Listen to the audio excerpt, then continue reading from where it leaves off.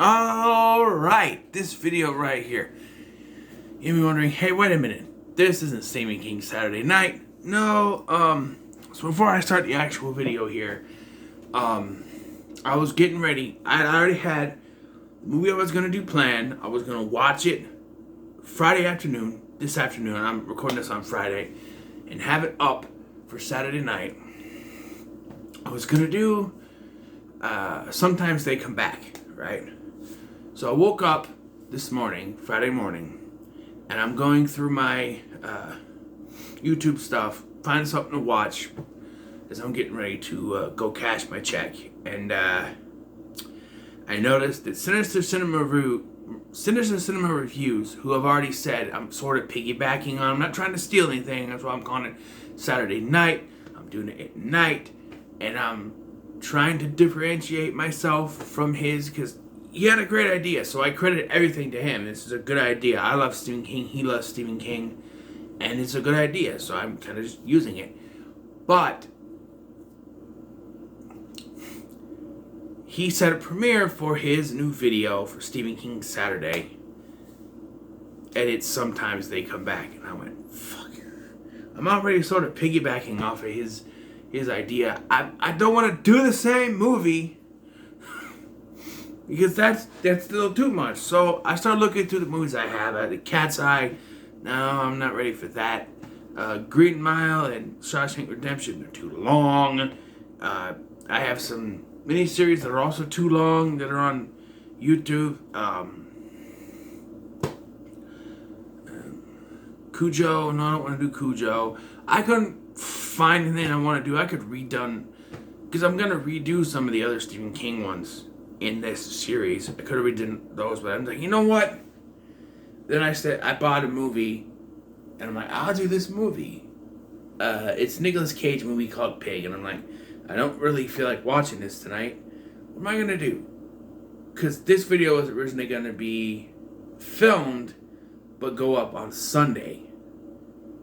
But, so this is the next part of the story. I'm picking back up with someone else, only I'm not doing it in his format. CP from Willis Credia. I was listening to he has a playlist on his channel he's doing this series, this ongoing series called 1999, Best Year for Movies, and I was listening to his videos while I was walking to Walmart. He made the idea that I'm going to do something like that. I did this sort of with the 1987 year I was born. I ranked all the movies that I had watched. This is not that. This is talking about all the movies that I've seen from 1999 in one video, just a small little blurb for each movie and how I feel about it. I have some stories that are connected with some of these movies, which, I have connections with these, so, but, so I have some stories. Some of them are going to go fast, some of them are going to have some stories. But this is basically every movie from 1999 that I've seen is what this video is going to be called. And then when I'm done, I'll just give you my 10 favorite, not top 10, they're not going to be in any order, just the 10 that stand out to me that are my favorites. So, at the end of this, so I have 48 movies in this list, so we're going to go ahead and get started. Not all of them do I own, and there's one that I'm really surprised I don't own right now, but I'm going to rectify that in the future. But, so we start first, because CP was going by months, so I'm going to go by month, but it's all in one video, and I don't have big ones like Magnolia or Eyes Wide Shut. I don't ever want to watch Eyes Wide Shut, to be honest. But, so I don't exactly know what month these are in. But I know Varsity Blues, the first one I'm talking about here, is in January. But, so yeah, Varsity Blues. This is a movie recommended to me by many people. They're like, hey, Varsity Blues was a good football movie. I'm not a big football guy. I got some football teams that I like, but I'm not big on football. I do like sports movies, though, and I should do a top 10 sports movies, because I think I have 10 that I like, but this is a good movie. Look at the cast. James Van Der Beek, Amy Smart, Paul Walker, who in the same year and which is my next movie. Well, not my next movie. It's one of the movies. Was in She's All That. Ali Larder, who even though, and she's blonde here, but in the next movie she's got brown hair when she's in Final Destination. That's a year later. And Scott Conn, who has been in a lot of things, and John Voight as the coach. I haven't. Another thing. If I haven't reviewed them, I'm not going to do any spoilers. I'll just say, this is a good movie, man. I do recommend it. I need to start a stack over here.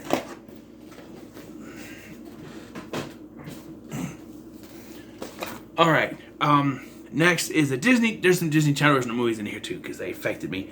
Xenon Girl of the 21st Century.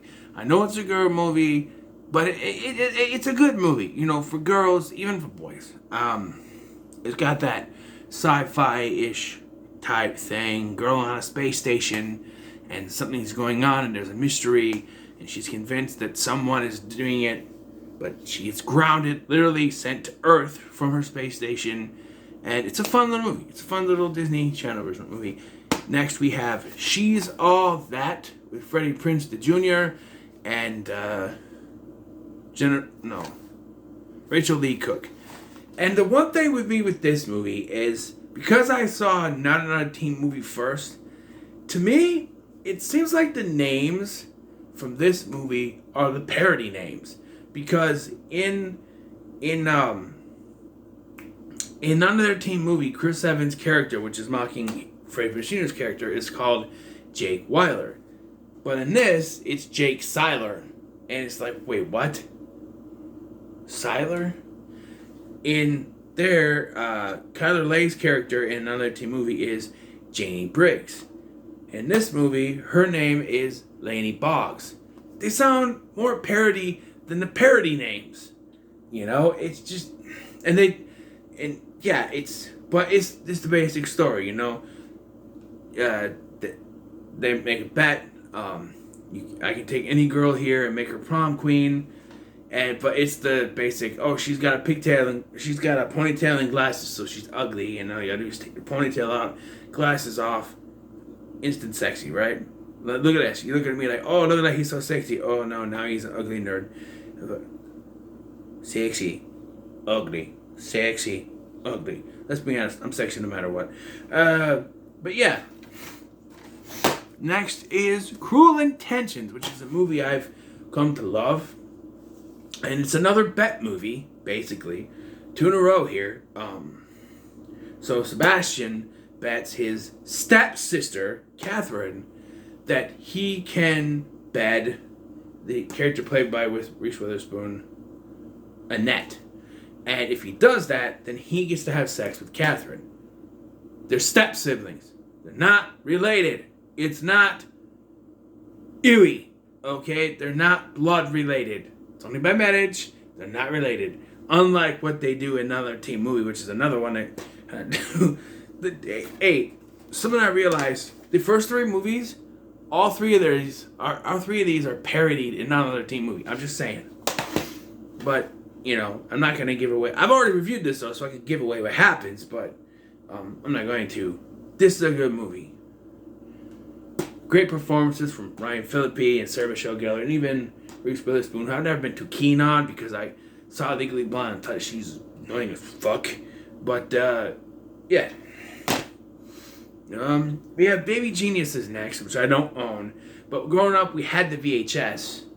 And it's basically these kids who have, and I watched this in a long time, but I believe they had experiments done on them, or they're getting experiments done because they think maybe babies are smarter.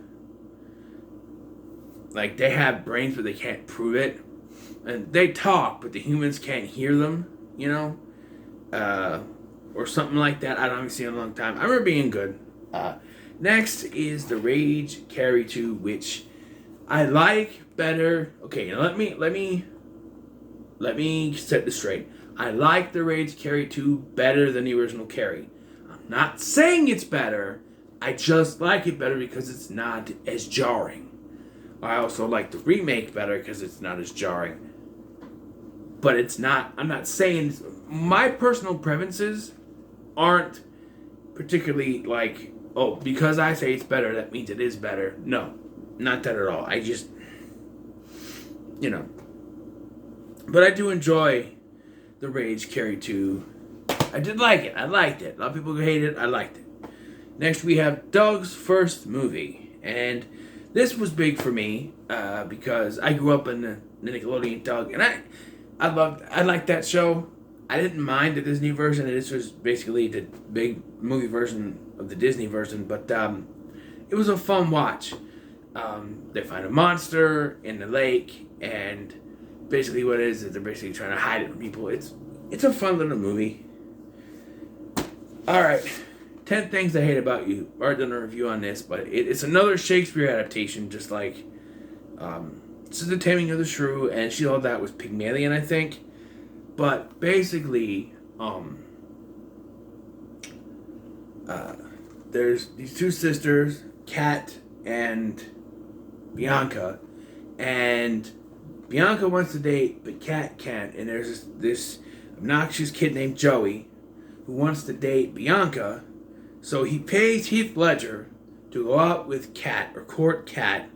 But of course, they end up falling in love, and the 10 Things I Hate About You is basically the poem from the end of the film. And what I found out today, because they were talking about it, is that actually Julia Stiles crying in that scene was done on the spot. It was their first take, and they decided to use it. That's pretty cool. Alright, here's a big one from the year. This is one of the big ones that came out in 1999, and that is, The Matrix. Now, I'm not big on The Matrix. I think it's a good movie. I like the steelbook. The inside's not nothing. I think it's a good movie, and I enjoy it. I've never been big on it. I had the 3 DVDs sitting in a cupboard for the longest time before I started this channel and started reviewing them to the Canoverse. But I think it's a good movie. This is definitely the best of the 3. Because this shows you that world, like, you know, like it's a world. Like, the whole thing about The Matrix was the virtual world that you go to. The sequels are more or less just the apocalyptic world outside of this. So it's just like, nah, it loses its allure to me. Next is another favorite for me, Go, which is basically it's one story told non-linear, basically, between 3 different sets of characters here. We have, what's her name?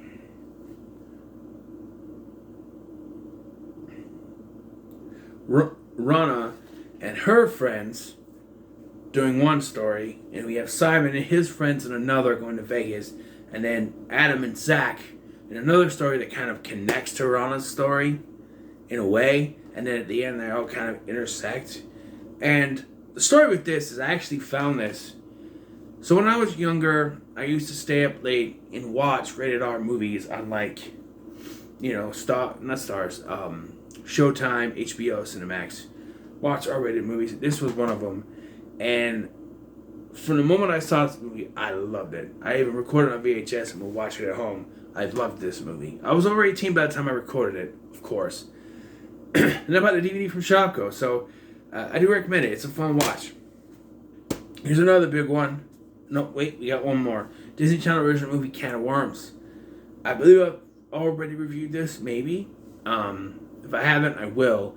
But Can of Worms is basically about this kid who believes he's an outsider. Well, he's sort of an outsider. He believes he's an alien from outer space, but he sends out one night after he's humiliated, he sends out a message, and a bunch of aliens come, including one called the Thode, who's a very bad guy, and he comes to collect species, and they've got to stop him. So it's a fun little Disney Channel version of the movie. I recommend it. We're gonna keep going because this is a big one.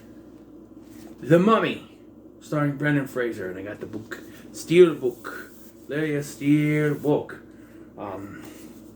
This was one that when it came out, I was afraid to watch it for some reason. I don't know why, but I was. And eventually, my mom bought the VHS, and I sat there and watched it, and I was like, "Oh, this isn't bad. It's not scary for me anyway. It's fun." And looking back now, it's kind of ridiculous looking with the CGI, especially when you have like the not completely transformed Imhotep, but he's like, and his mouth is going. But it's a good movie. So next we have The 13th Year, another Disney Channel original movie about a kid who was adopted by this couple, and it turns out he's a merman, and on his 13th year he's starting to change. Fun little movie. Another big one now, Star Wars, Episode 1, The Phantom Menace. Okay, here we go. I did not get to see this when it came out. I don't know why. My mom's husband at the time went to see it, but did not take me with. I don't know why I wasn't allowed to see it. It's Star Wars, for God's sake. I grew up with the original trilogy. I have the box set in the bedroom, the VHS box set in the bedroom. I have the original trilogy on Blu-ray somewhere, in there probably. And when I did watch it, I don't hate on Episode 1. I think Episode 2 is the worst one of these three, bar none. The best is, of course, Revenge of the Sith, but in the middle is The Phantom Menace. I don't hate Jar Jar. I like him. I actually like Jar Jar, okay? So sue me. I think the pod race is unnecessary to me. And the one thing that always disappointed me about the prequels was that, to me, when I think prequels to a story, to the prequels to the original trilogy where there were no Jedi and everything was like star battles in space and stuff, to me that says, okay, there's going to be a lot more lightsaber battles, which there was more, but not necessarily enough for me. Like, when you got Jedis, you think they'd use no, it's just more politics in these things. And I'm sorry, these are PG. You got kids going to see these, especially if they've seen the original ones, and you're going to put politics in there? No kid's going to want to see politics. Mommy, what are they talking about? And the parents have to explain the politics to the kids, and no one wants to do that. I'm just saying. Alright, next we have Austin Powers and the Spy Who Shagged Me. Okay, so I like the first two Austin Powers movies, but the one I seem to quote the most, and maybe it's my favorite, I don't know, is Goldmember. But this one was a bit of a disappointment for me, because I wanted to see where it would continue from the first one. Right away, they show you Vanessa is a fembot, which makes no fucking sense. And then all of a sudden, I'm single now! Your wife just died.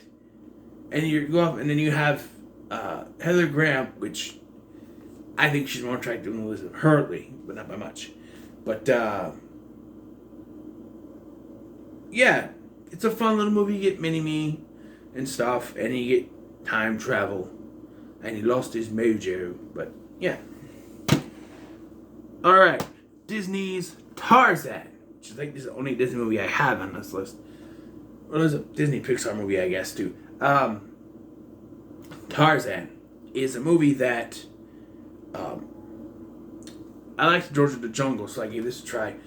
The music from this, we had the CD at our house, and we listened to that CD all the time. We loved the soundtrack, and I love the soundtrack. I love this movie. I think I ranked it high on my ranking of the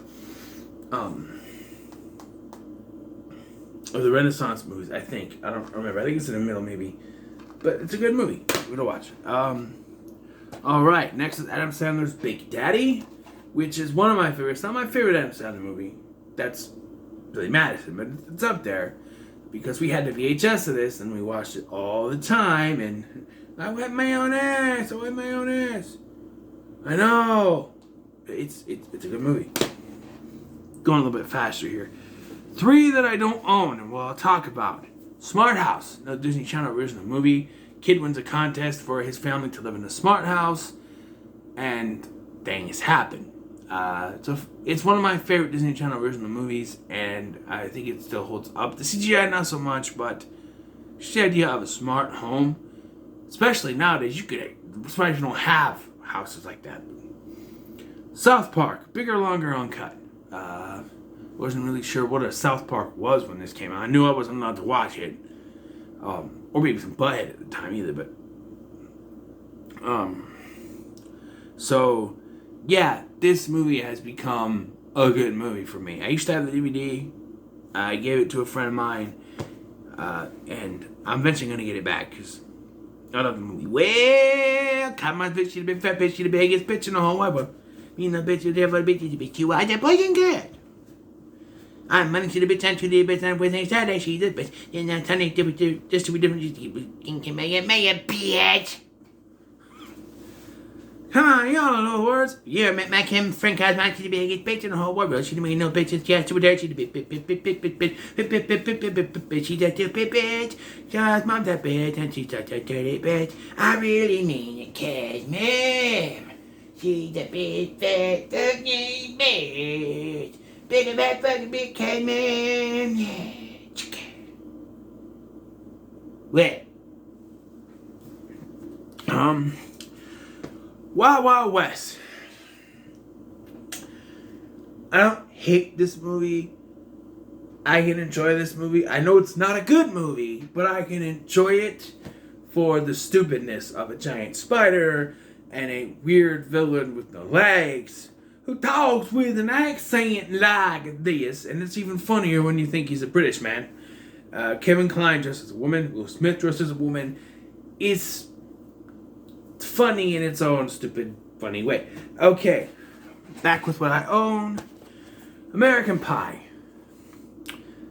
Do I need to say anything about this movie? It's a fantastic movie. It's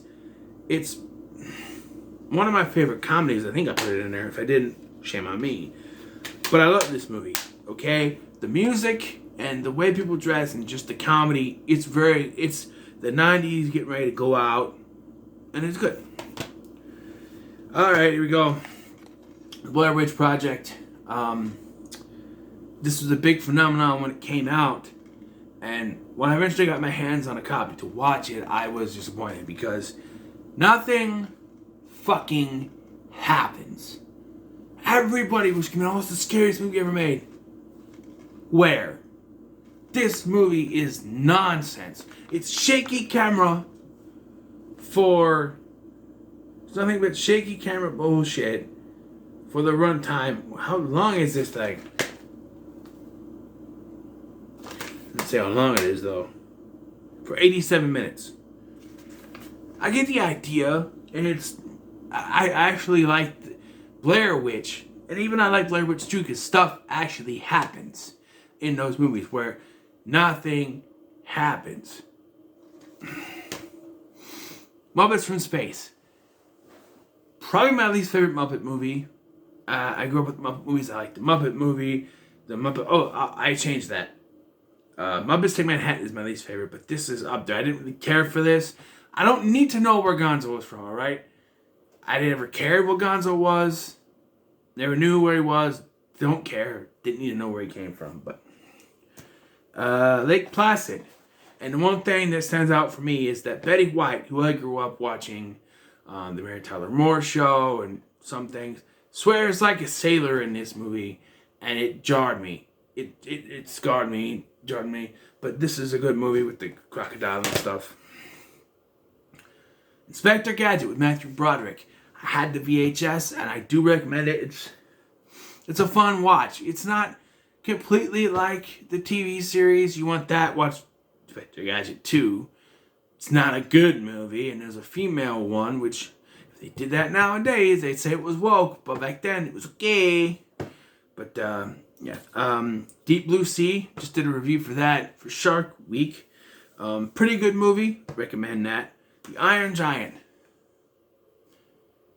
This is the one. If an adult came up to me and said, "Hey, what animated film would you recommend for adults?"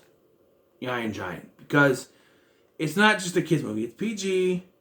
It's and it's got adult themes and stuff in it. Not like too adult, like no nudity or sex or anything, but it's very grown up in its story and in its meaning, and it works for an adult to watch. Mystery Men what started the craze of All-Star by Smash Mouth with this movie, and there's more movies after this, but group of superheroes, Ben Stiller, Hank Azaria, William H. Macy, who I think has always been an underrated actor. We have Paul Rubens and Janine Garofalo, Eddie Izzard, Kel Mitchell. Fantastic movie. It's a good movie. It's not fantastic. It's good. It's not fantastic. The Sixth Sense. So this is the one I'm going to sit and tell a story for. So The Sixth Sense was a movie that I knew was coming out back in 1999.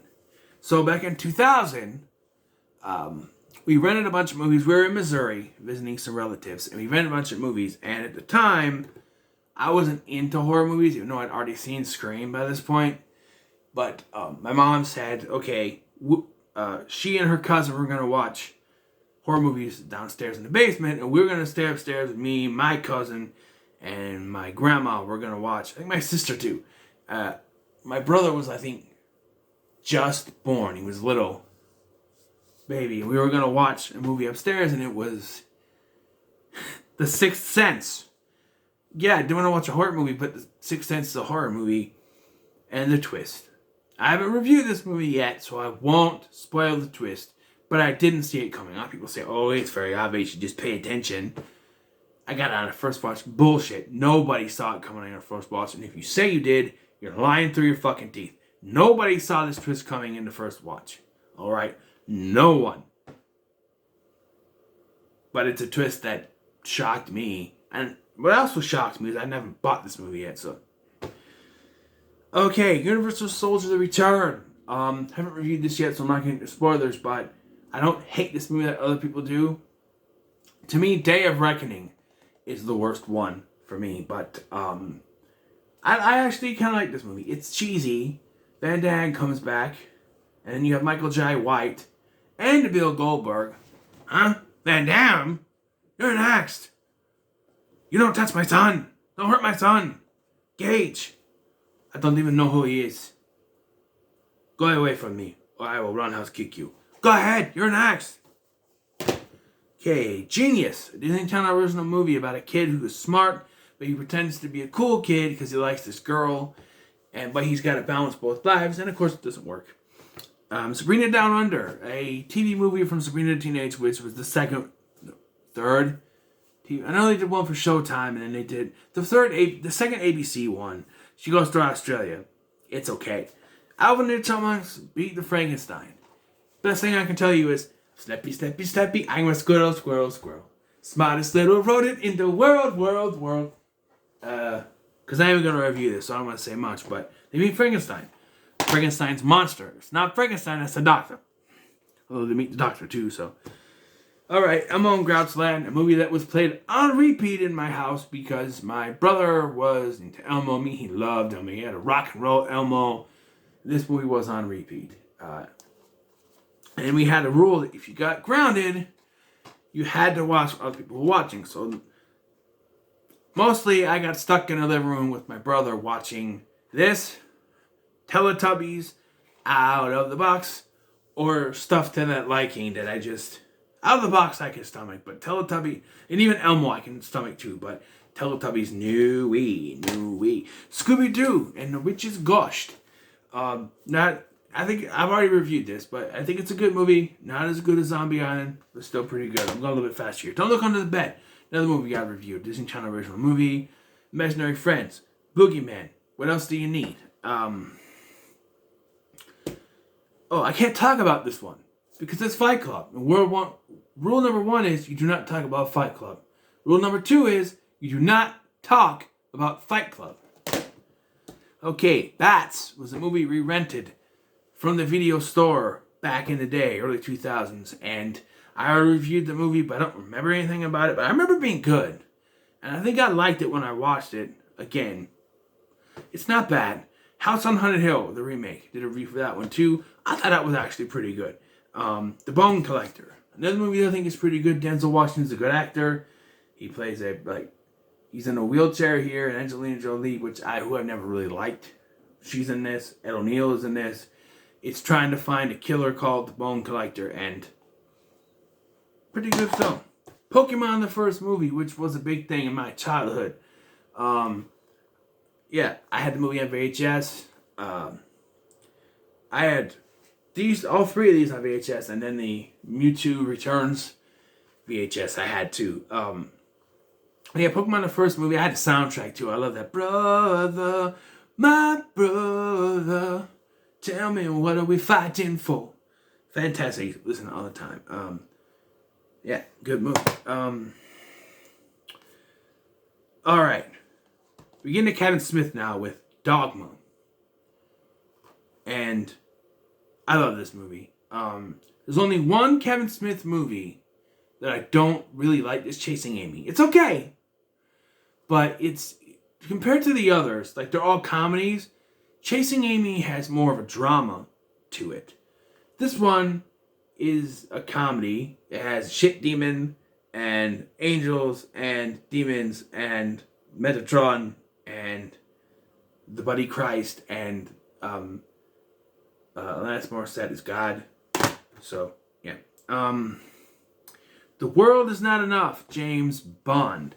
And a lot of people I've seen in the community when they talk about Bond movies, they put this as one of Brosnan's worst. And I'm just like, huh? I don't get it. Like, I don't mind Tomorrow Never Dies.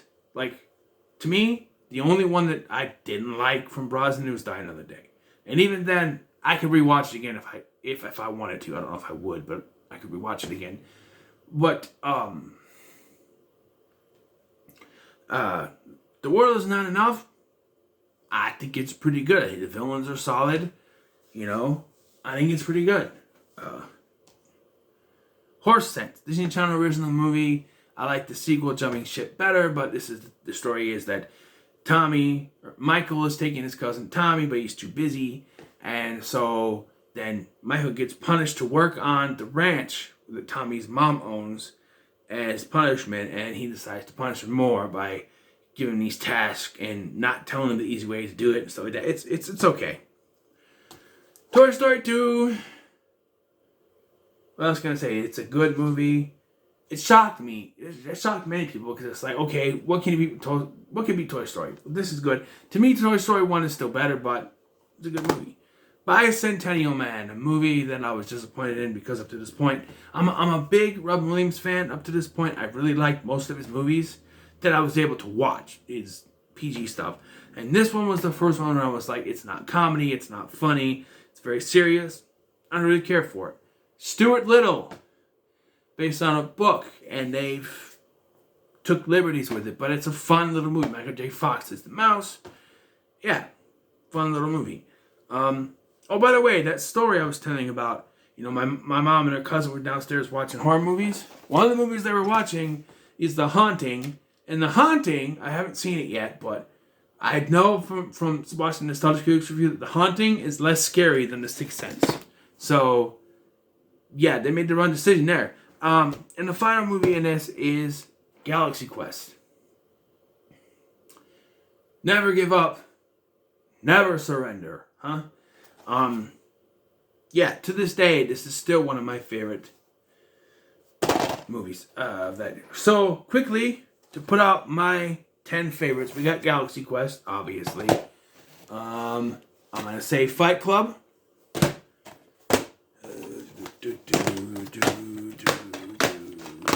American Pie.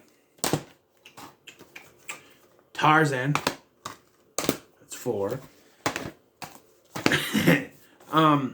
The Mummy. Go. That's 1, 2, 3, 4, 5, 6. Cruel Intentions. 10 Things I Hate About You. It's 1, 2, 3, 4, 5, 6, 7, 8. We'll put Phantom Menace in there.